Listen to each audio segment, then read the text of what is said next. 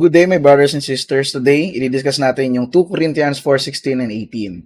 So, this verse talks about not losing heart. Of course, sa lahat ng mga problema, hardships na meron tayo ngayon, kailangan daw nating maging persevering and at the same time, kailangan natin magkaroon ng malakas na pananalig lamang sa ating Panginoon.